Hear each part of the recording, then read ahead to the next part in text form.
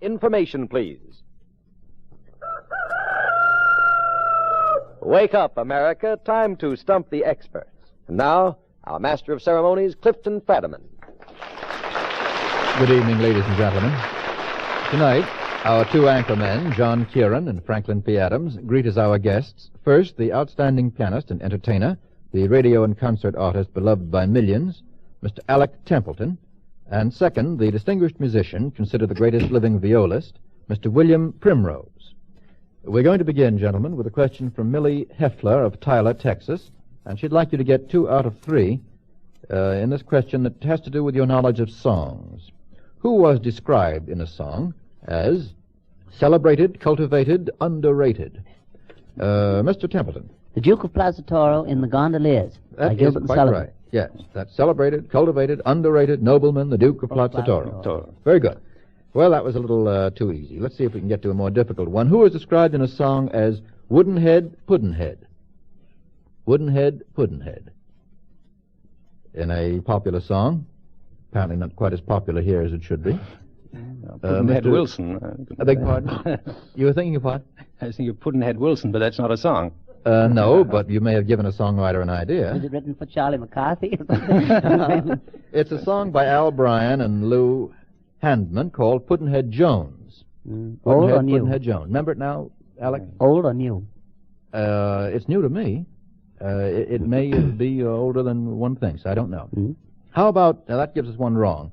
See if we can get the next right now. Who was described in a song as sweet personality, full of rascality?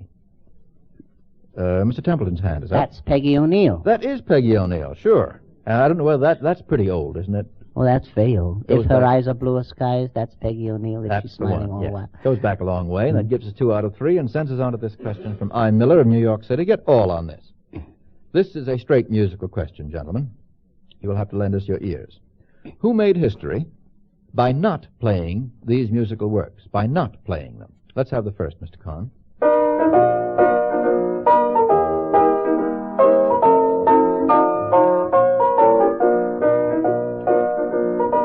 I have Mr. Templeton's hand. That was the Italian fascist hymn Giovinezza, and that was the one that Toscanini would not play. Yes, that's quite right. When was that? Oh, I wouldn't know what year. Well, it was very early in the history of fascist Italy, Mr. Kieran. I think it was around 28, wasn't it? A little later than that, in 31. It was a very courageous thing to do. Yes, that's one right. Now the second one, Mr. Kahn.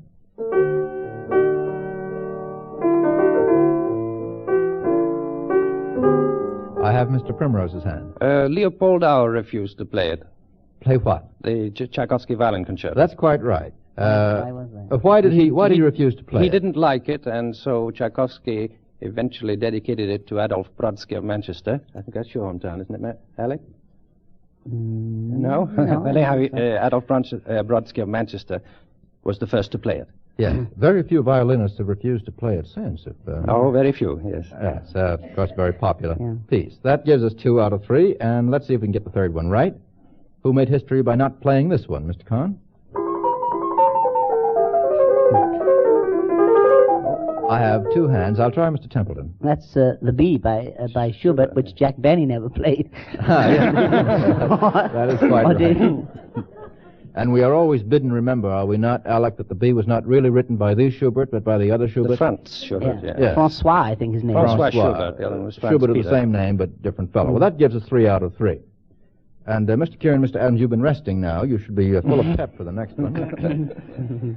Marion Pagler of Edgemere, Long Island, sends this one in. Name the work of literature or opera in which the characters meet with these violent fates. Let's get 2 out of 3. In the first case, this isn't very violent. A girl goes mad on her wedding night, stabs her husband, and her lover is swallowed up in quicksand. This is practically a happy ending. Mr. Kieran? Isn't that Lucia? Yes, it is the opera Lucia di Lammermoor. Quite right. Derived from Scott. What? Bride of Lammermoor. Yes. In the opera, how does the lover kill himself? He isn't swallowed up in quicksand, I think, in the opera, but I've only forgotten. He kills himself on the grave of the lady. Yes, that's quite in the proper tradition. Well, that gives us 1 right. Now here's another one. This is a little less amusing. A man is stabbed, another is shot, and a girl jumps to her death in what work?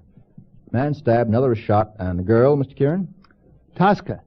Tosca, yes. That's quite right. Puccini's opera Tosca. And finally, the whole cast of characters dies where? This is not the audience we're speaking of, but the cast of characters. Mr. Templeton? Well, I was just thinking of Gianni Schicchi, but that's not... I don't know the opera. Puccini's Gianni Schicchi. I don't know the opera, and I imagine a reasonable number of people die, but it has to be the entire cast. Mr. Adams, have you ever been an opera fan? On the contrary. Well, it's... I can't vouch for this, but apparently it's in Saint-Saëns' opera, Samson and Delilah. Is that right? I don't think so. Is that You don't right? think so? No, not the whole... Mr. Primrose, what's your recollection of the deaths at the end of the opera? It's vague, but I don't think they all die. Well, that's Who's going to take the applause? A musician would think of it. Well, when Samson pulls the temple down in the end... yes, I guess he buries everybody. Because he buries everybody. Including the little man in the box who... the souffleur. Isn't that his name? That's right. Yes. Prompter. Well, that Right. gives us 2 out of 3. And sends us on to this one from Mrs. Robert McLaren of Chevy Chase, Maryland.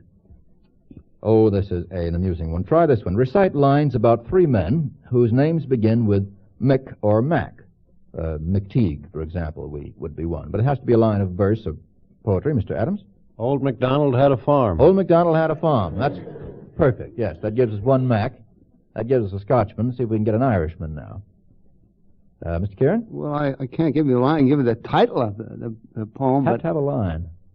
Sorry. I'd like to get the title for our information. Well, it's the cremation of Sam McGee by Robert W. Service. You think there would be a line in that poem? In It which certainly McGee- would. it Almost certainly any would. service line should bounce right into your head. But it doesn't bounce into yours at the moment. Well, there should be. Mr. Primrose. It has to start with Mac or Mick. No. It just has to be mentioned in the line. Oh, this is probably one that is not meant, but there's used to be a very good old Scotch comedy song. It's called Dr. McGregor and His Wee Black Bag.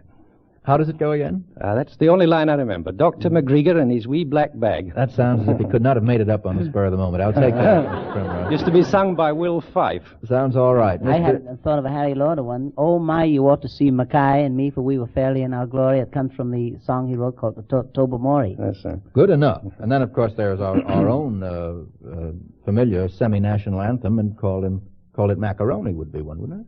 More or less. Well, that gives us 3 or 4 or 5. Who are these women? She fired rifle shots through playing cards held up by people. Who was that? She fired rifle shots. I have, all these hands. I have 4 hands and 2 hands for Mr. Templeton. I'll try Mr. Primrose first. Annie Oakley. Annie Oakley, yes. Anyone care to disagree? I was going to say Carmen. Carmen? Well, did she shoot through playing cards? She had... Oh, no, she didn't. She was any shooting. No, Not shooting. she used playing cards to determine somebody's chances of life or death, did she? How about a woman who took her husband's place of firing a cannon? Mr. Kieran. Molly Pitcher Molly at the Pitcher. Battle of Monmouth Yes, in the at least- Revolutionary War. That's what they say. Was that a cannon? Is that true, Mr. I Primrose? didn't know it was a cannon. I thought that was a rifle, too. A rifle? Yes. Oh, not a I don't know. cannon. I don't know. Mr. Kieran probably knows much better. Mr. Kieran is not given to exaggerating. Probably was a cannon. In the pictures, I think, doesn't it show a cannon? It shows a John? meal piece. This woman boxed men's ears when they angered her. Who was that? Or it might be any one of a number of people. Mr. Templeton. Well, I'm guessing it might be Texas Guyman. Well, I'd be guessing, too. I wouldn't know. Mr. Kieran. Queen Elizabeth. Queen Elizabeth. Mr. Kieran's acquaintances go back a little further than yours do, Mr. Kieran. This one served as aide and scout for General Custer. Mr. Primrose. Calamity Jane. That's right. Mr. Primrose, how do you happen to know all this Americana? Read a few books. That's all there is to it? Mm-hmm. You use it as when you stop playing the viola, you read up on our history? That's right. Very good. Maybe during. That's possible, too. Oh, Lord. Now, gentlemen, how about this one from La Belle Bridges of Elmhurst, New York? Again, a 2 out of 3 question. Can you name these characters of literature for us? They all had somewhat similar careers. The first one came on land only once every 7 years. Came on land only once every 7 years. Famous character. Who could it be? He's not only a character of literature, but of the opera, too, I think. Well, I'm going to give you some hints, for which you won't get any credit if you get this right. The opera is by Wagner, I think. Mr. Primrose? Mr. Templeton? Flying Dutchman? The Flying Dutchman, yes. Flying So he Dutchman. came on land only once every 7 years. You don't want credit for that. I Primrose, do don't you? think so. All right. And who spent about 10 years trying to sail home? Mr. Kieran. Ulysses. Yes, how did it happen, Mr. Kieran, that it took him so long to get home? Well, he had a stopover ticket. When you look at the region that Ulysses sailed in, which is about as big as a large mill pond, you wonder whether he was really as anxious to get home as Homer says he was. Well, the man had some very interesting adventures. Yes, to say the least. They sent him back for a passport, too. Yes, that could happen. Who spent a year aboard a vessel with no destination? Spent a whole year aboard a vessel with no destination. Mr. Primrose. Was that the Ancient Mariner? No, I don't think it was a year. And he did have a destination, I think. It doesn't make it very clear. He seemed Not to terribly. wander. Mr. Kieran? Was that the man without a country? No, though I'm not entirely sure. I don't know whether it was. I think it was much more than a year that Nolan spent aboard the ship. They John. shifted him from ship to ship. The one who spent a year aboard a vessel with no destination was Noah and his family to escape the flood. A year? A whole year. You know how old he was, Frank, when he began his voyage? He was a mere youngster of 600, and by the 601st year, Genesis tells us, the waters had receded, and they got out on dry land. I thought it was 40 days and 40 nights. No, one whole year. It was the rain that lasted that long. But you see, he did a lot of sailing in good weather, too. This is coming as the news to you, I'm sure. Mr. Kieran? Well, the Owl and the Pussycat were aboard for a year, too. Owl and the Pussycat. Sailed away for a year and a day. Ah, yes. Well, that's just one day too much. many. Actually, that gives us 2 wrong out of 3. Try this. The name of what city do you associate with these foods? A veal cutlet is associated with what city in your mind? Mr. Adams. Vienna. Yes. You've been seeing Ratoff recently? Wiener Schnitzel. Yes, Wiener Schnitzel, found in Vienna and elsewhere. What city do you associate with minced meat, herbs, and flour? Presumably mixed. Minced meat, herbs, and flour. If you put them together, you get what? Mr. Spelled mother. Well, no, some mothers, but this is a special food. Mr. Templeton? No. Philadelphia Scrapple. Now, Mr. Adams, what city do you associate Philadelphia Scrapple with? I didn't know there was mincemeat in it. What one do you associate a molasses bread with? Bread with a molasses base to it. Maybe down south somewhere. Sounds Don't like think it. so, Alec. Mr. Primrose? No, I just said it sounds like it. Sounds like Maine. Why do you say that? Sorghum. Well, they use sorghum in lots of states. Mr. Kieran?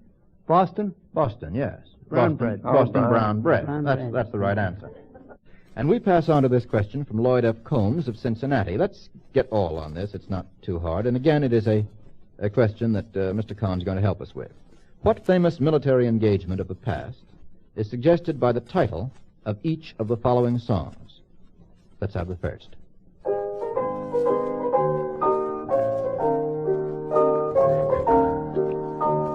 A military engagement suggested by that title, Mr. Kieran.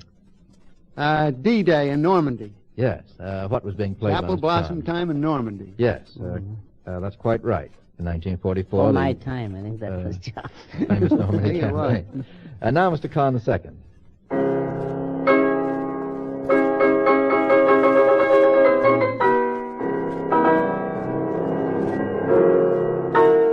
I have Mr. Templeton's hand. That's a very easy one for me. That's the Richard Adensel Warsaw Concerto. Would you say that again for us? I didn't quite get it. The Richard Adensel Warsaw Concerto. The Warsaw Concerto, and it reminds us, of course, of the great Battle of Warsaw in 1939. Does Mr. Adensel, is he a famous composer, Alec? Well, at the first, that's the most popular thing he has written. I think he's written some other pieces, but that was the thing that really started him. It was Had an so- extraordinary success, didn't it? One Yes. hears it all the time. Well, that gives us 2 right out of 2 and sends us on to the next one. Mr. Kahn?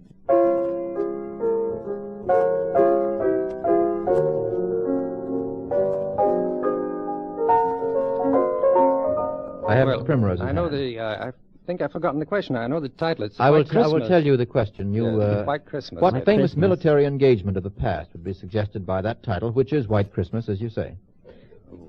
It could be. Mr. Primrose? Mr. Primrose's hand. Does it necessarily mean Christmas or just when there was a lot of snow around? Because Oh, I that think it could has be to mean Walter- Christmas. Well, it happened in the Bing Crosby picture. You know that. There you have me, Alec. Mr. Kieran? Crossing of the Battle of Trenton, George Washington. Yes, the Battle of Trenton, crossing the Delaware. Crossing the Delaware. That was took place on Christmas in 1776. That gives us 3 out of 3. Here's a radio question, gentlemen. We should expect all 4 of you to be very proficient on this. It comes from E. Hochstein of New York City, and he wants to know, let's get all on this, what radio programs sign on the air with these sound effects? I won't give you the effects, but I will tell you that the first is a creaking door. A creaking door. Mr. Templeton. One of my very favorite programs, Inner Sanctum. Yes. Very, very scary. That's quite right. Now, what one begins with the sound of a telephone ringing? Sound of a telephone ringing. Mr. Adams? Probably the telephone hour. Well, that's what a logical mind like yours would think. You know very little about radio, Mr. Adams. I know nothing about it. Mr. Primrose. I think I'm in the right church, but the wrong pew. I'm not gonna. I think I got the wrong. I would like to know what's going through your mind anyway, just for fun. I thought it was the Aldrich family, but it isn't that. No. Mr. Templeton? Hobby Lobby, I would say. Begins with the telephone ringing? I don't believe so. I'm not certain. But I should think the one that's famous to most of us is Duffy's Tavern. Very amusing Hobby show. Lobby does, I know. Does it? Yeah. Well, we'll check with Mr. H. Lobby after the show's over and see whether that's true. And what one begins with a siren, a racing car, and machine guns? I wouldn't know what it was, but I bet it's one of the G-Men or something. children's 5:15 things. Does that mean you haven't listened to it, Mr. Templeton? Well, it's Mr. Kieran. Was that your Carrying hand the going? Pirate or something? One of those police Yes. story things, isn't it? Well, that's a good Junior G-Men, good isn't it? guess. It's Gangbusters, gentlemen. Gangbusters. I'm sorry to have to supply it. Mr. Hochstein gets $100 in victory bonds. And listen to the radio, gentlemen. There are many interesting and amusing things that can be heard on the radio. Miss Elizabeth Dean of Washington, D.C., sends in a very appropriate question. She is from our nation's capital. The wife of what American president, gentlemen, interrupted cabinet meetings? Have to get 2 out of 3 on this. The wife of what American president interrupted cabinet meetings? By the way, you may guess. John Adams. That is a guess. It is a wrong guess, but it is a guess. No, not quite right, Frank. Miss Primrose, would you care to hazard a guess? There are only 20-odd presidents or so. Mr. Kieran? Lincoln? Mary Lincoln is right, yes. Now, if you'd only come in before Mr. Adams, we wouldn't have to get the next 2 right. Mary Lincoln interrupted cabinet meetings. Who, the wife of what president, smoked a pipe? Smoked a pipe. Now, it wouldn't be Adams, and it wouldn't be Lincoln. We got those out of the way. Gentlemen, it was Rachel Jackson, who died, as a matter of fact, while Jackson was president-elect. I was just going to say, she never reached the White House. But she did smoke a pipe. It doesn't say that she had to reach the White You House. said the wife of a president. Well, I don't want to be technical, but I considered Mrs. Jackson and dropped her for that reason. That was very rude of her. Well, John, you know, there may be something in what She you say. did a lot more than smoke a pipe, by the way. Well, that is all we are going to discuss on this program this evening. She smoked a pipe. Which one hung wash in the White House? Hung wash, Mr. Primrose. Abigail Adams. That is quite right, yes. The wife of which Adams? The John Adams. John Adams. You know where she used to hang the wash? It was in the. I did read which room. It was one of the big rooms, anyhow. Yes, They're one of the in most. the present East Room Yes, of the one White of the House. more And important rooms of the place. Those of us who visit the White House may see where Abigail Adams at one time hung her wash. Now, how did we make out on that one? got the Mary Lincoln wrong, and we got the Smoke the Pipe wrong. That means that Miss Elizabeth Dean gets $100 in victory bonds and a set of the Britannica. Now, gentlemen, shall we continue with this one from Lester Dresner, New York City, a 2 out of 3 question. It's all about noses, famous noses. I'm going to ask you to quote a line about each of these noses, and the first is the nose of Lynette. A line about Lynette's nose. We have to know who Lynette was first before we can... Mr. Well, Kieran. I know who Lynette was, at least one, and say she was in the Idols of the King with Gareth and Lynette. That's one of the Idols of the King. Yes, she was... Tennyson. That's quite right. But I don't remember what he said about her nose. It's a very cute line by Tennyson, and lightly was her slender nose, tip-tilted like the petal of a flower. I'll come back to you, Mr. Kieran. Yeah, too late. Too late. Well, I had a feeling you knew it. Gives us one nose wrong. Now we have to get the next 2 noses right on the button. Can you quote a line about Cleopatra's nose? Famous line, not necessarily verse, but an oft-quoted line. Mr. Kieran. If her nose had been an inch longer or shorter, the history of the world would have been changed. Yes, you've redeemed yourself, Mr. Kieran, except that I think an inch is going a little too far. Well, a hair or something, I don't know. If the nose of Cleopatra had been shorter, you're quoting from whom? Sounds like Carlyle or something like that. No, it was written sometime before Carlyle, originally in French by Pascal, the great French essayist and philosopher, and in his Pensées, his thoughts, he says that. And finally, gentlemen, can you quote a line about Jimmy Durante's nose? I don't want you to make up a line. I want you to give us a line that is famous, that Mr. Durante has himself made famous. There's only one person I think who could do that, and that'd be Umbriago. I wish you were here with us, Alec. Umbriago. Oh, that's very good. He is here. I'm the fellow with the great big smeller, I believe, is the patented copyrighted line of Mr. Durante. That gives us only 1 nose out of 3, sending $100 in victory bonds to Mr. Dresner, a set of the Britannica, and passing us on to this one from T. O'Connell of Stephenson, Michigan. This, too, is a musical question. It would be a pleasure, Mr. Adams and Mr. Kieran, if we could get a couple of guesses from you on some of these musical questions, just for fun. I guessed, and somebody made some money. Well, you've made at least one friend, Mr. Adams. What member of an orchestra would be engaged in tuning up or practicing for a solo part? You haven't heard the question, Mr. Kieran. I know. Anyhow. While it's on? Pardon? While the symphony is on. No, if you heard him running through these phrases before a concert. Oh, I thought... Sorry. Are you going to concoct this whole question all by yourself, John? I'll run through this again. What member of an orchestra would be engaged in tuning up or practicing for a solo part if you heard him running through these phrases before a concert? Of course, the phrases would be played on the piano. Mr. Kahn, the first. I have Mr. Primrose's hand and Mr. Temple. Mr. Primrose. French the horn. French horn in Till Eulenspiegel. Strauss. Yes, you 2 boys are doing pretty well together. Yes, the French horn in Strauss's Till Eulenspiegel. And now, if this second one was being played, Mr. Korn?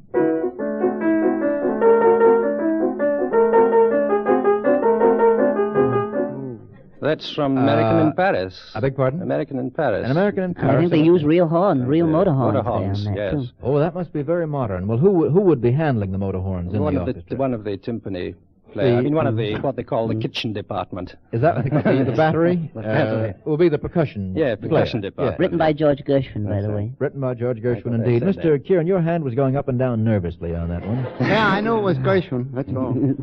That's something. Well, that gives us 2 out of 3, and sends us on to the third one, Mr. Kahn. I have our 2 musicians' hands. I'll try Mr. Templeton on that. That is the right instrument for it, too. It's the piano solo, the second movement of the Shostakovich First Symphony. That's perfect. Is that right, Mr. Primrose? Yes. Very good. Mr. Adams, how did you like it? I don't play any of those instruments. Whenever we have musicians on this program, Mr. Adams is sure to learn something. Not to mention myself. Mrs. Ruth E. Boggs of Denver, Colorado, asks this one. A 2 out of 3 question. Can you identify these famous people of the past or present? They all had, again, somewhat similar careers. The first one was born in England, but gained his fame in America and France. Check through that one. Mr. Kieran. Paine, who wrote Paine The Age right. of Reason. Yes, Tom Paine. How did that happen? Well, he got chased from place to place, to tell you the truth. You know, he got into an argument over here. Yes, he did. And he wrote a terrific letter to George Washington, calling him various names. Was it answered? No, No. it never answered. Never answered. Say, somebody ought to answer that letter. And he went back to France and got involved in the revolution there. That's right. Yes, And also visited England as well. yes, he built a bridge in England. Built a bridge? Yes, the first and longest single-span bridge. It's over the River Wear. Tom Paine did? Mm. He did? Mm. Well, now, I never knew that. I don't know whether he actually built it, but he designed it. Is that so? I never knew he was a bridge designer. How about this one? This man was born in St. Petersburg, but he made his reputation in London. Famous person. I should think Mr. Primrose and or Mr. Templeton might know this one. It's in their department. Was born in St. Petersburg, but made his reputation in London. Who was that? Mr. Adams? That wouldn't be Conrad. No, he was born in Poland. Poland, in a small town whose name I don't remember. No, it was Albert Composer, Coates. I bet Albert it's Coates. Albert Coates. Oh, Albert Coates, Mr. that's right, Primrose, of Mr. course. Templeton, a famous composer and conductor. Yes, His that's father right. had business in St. Petersburg.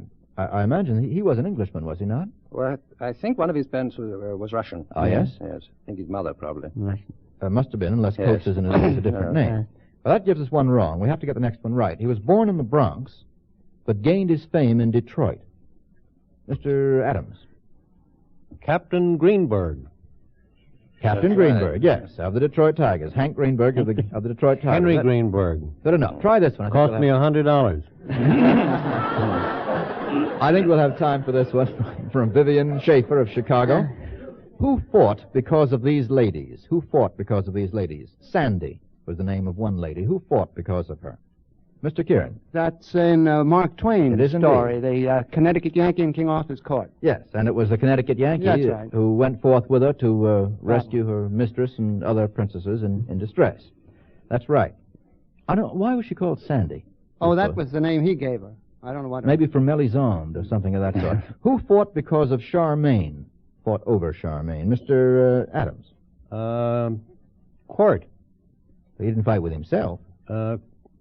Whoever the characters were in What Price Glory. That's exactly right. And we've got one of them, Sergeant Quirt. What's the other one? Captain Flag. That's right. And Sandy finally- was also a name, the name that the wife of Aerosmith gave to him, too. Glad to know that. Now we just have time to find out who fought because of Lois Lane.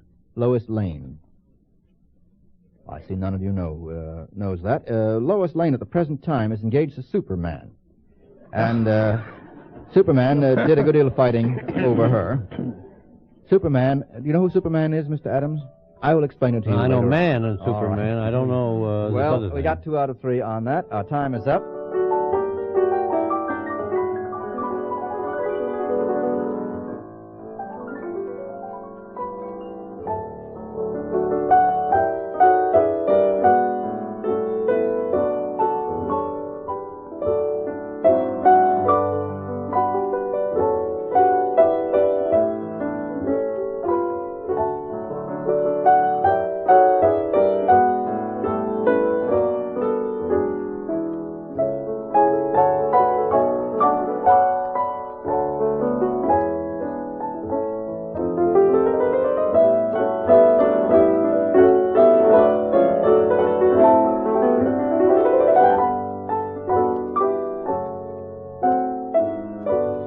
This is the Armed Forces Radio Service.